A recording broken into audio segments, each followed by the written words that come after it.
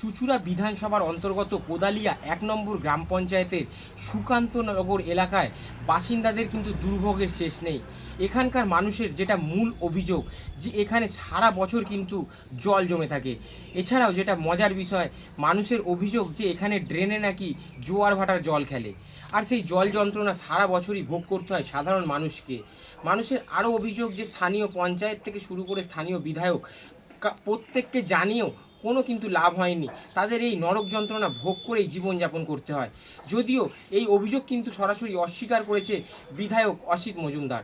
তিনি কিন্তু এলাকা পরিদর্শনও করেন এবং জানান যে কেন্দ্রীয় সরকার কিন্তু ১০০ দিনের টাকা দিচ্ছে না, সেই কারণে পঞ্চায়েতের ফান্ড থেকে এত কাজ করা হয়তো সম্ভব হচ্ছে না, সেটা আস্তে আস্তে করার চেষ্টাও চলছে।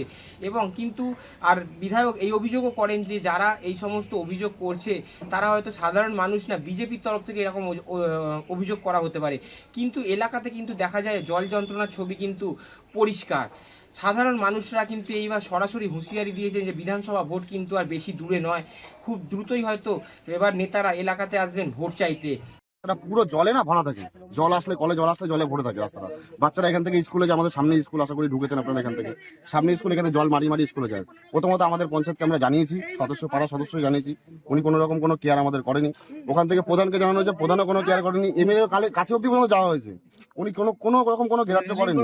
মাঠটা আমাদের বলা হয়েছিল, মাঠটা বলেছিল ২-৪ বছর আগে বলেছিল রেলিং করে দেওয়ার কথা, 4 বছর ধরে প্রতি বছর ধরে বলছে রেলিং করে দেবো, কোনো রেলিং এর কোনো নাম নেই। ঠিক আছে, মাঠটা প্রথমত মাঠের মধ্যে আমরা কোথা থেকে মাটি ফাটি নিয়ে এসে ভরে ঠরে ড্রেসিং ফেসিং করে মাঠটাকে কোনো রকম খেলার মতন পরিস্থিতিতে নিয়ে এসেছি।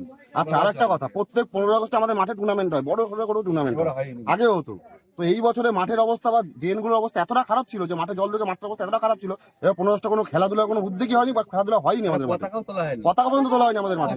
গাড়ি ঢুকবে না, কেন ঢুকবে না? বড় গাড়ি টাকা দেবো ওই পঞ্চায়েতে আমরা রীতিমতন, তাহলে আমাদের ভেটো গাড়ি কেন ঢুকবে না এই গলিতে? এই যে কোনো গাজওয়ালটা নেই, ভেঙে পড়ে রয়েছে, জম এতটা চওড়া হয়ে রয়েছে, সেই ড্রেনটার ঠিকঠাক করছে না। এই জায়গাটা ভেঙে রয়েছে, সেদিনকে একটা অ্যাম্বুলেন্স লোক নিয়ে যাচ্ছে, সে অ্যাম্বুলেন্স পাল্টি খেয়েছে, জাগিয়ে তুলেছে সবাই মিলে অ্যাম্বুলেন্সটা। মাঠটার মধ্যে কিভাবে জল হয়, ওইখান দিয়ে জল পাস করছে। কিন্তু তাদের এলাকার সমস্যার সমাধান না হলে তারা কিন্তু ভোট হয়তো বয়কটও করতে পারে বলে হুঁশিয়ারি দিয়েছেন।